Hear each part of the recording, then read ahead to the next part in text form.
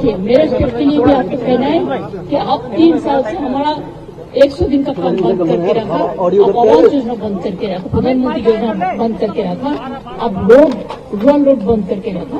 ऐसे कोई गवर्नमेंट नहीं चलते हैं। आपको डिस्क्रिमिनेट नहीं करना चाहिए। एक में बोला है, उसका बाद में बस मैं हूँ माइक स्टॉप कर। आप छोड़कर आ रहे हैं बीच में की वजह से दीदी आप देखिए वॉकआउट बोलने चाहते थे लेकिन मेरा बोलने के लिए वो 5 मिनट में स्टॉप कर दिया। जब हमारा से बहुत आगे जो बोला है 5 जन और लोगों ने कोई 20 मिनट बोला, कोई 15 मिनट बोला, कोई 10 मिनट बोला। अपोजिशन से मैं एक ही आया, लेकिन डॉक्टर मेरे को 5 मिनट में स्टॉप कर दिया। This is इंसल्टेशन।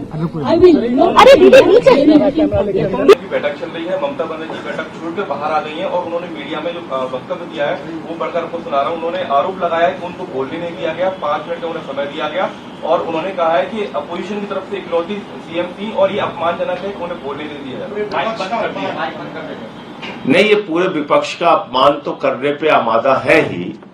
ईडी सीबीआई का दुरुपयोग करके सबको जेल में भेजते हैं, जांच एजेंसियों का दुरुपयोग करके जेल में भेजते हैं। तो ममता जी का जो बयान है वो 100% अपनी जगह सही है और इसीलिए कल भी जब आप लोग पूछ रहे थे तो मैंने आपको ये बात कही थी कि जब संसद में विरोध हुआ कि राज्यों के साथ भेदभाव किया गया है बजट में, कई राज्यों का नाम तक नहीं लिया गया, कोई धन आवंटित नहीं किया गया जिस हिसाब से उनको जरूरत थी, तो ये भेदभाव के खिलाफ जो प्रदर्शन हुआ था उसमें टीएमसी भी शामिल हुई थी। तो ऐसी स्थिति में अगर आज वो गई हैं तो इसके पीछे सच्चाई जानने का उनका मकसद हो सकता है। वो गई, सच्चाई से रूबरू हुई और उन्होंने आके जो वक्तव्य आपके सामने दिया है वो सच्चाई है। संजय जी, हरिद्वार का मामला आया, हालांकि बाद में वो चद्दरें हटा दी गई। कुछ माइनॉरिटी के जो रिलीजियस जगह है वहां पर सफेद पर्दा लगा दिया गया कि स्मूथली और law and order situation disturb ना हो उसके कारण। बाद में हालांकि पुलिस ने हटा दी थी। By mistake.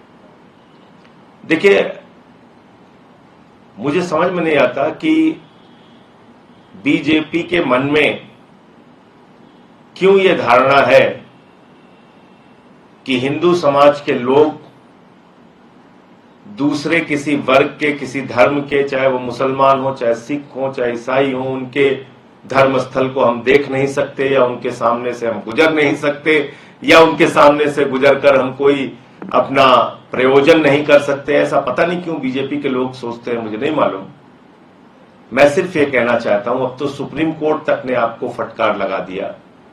क्यों आप लोग ये करने पे आमादा है? क्यों रोज ऐसी चीजें करते हैं? इससे कोई फायदा नहीं है।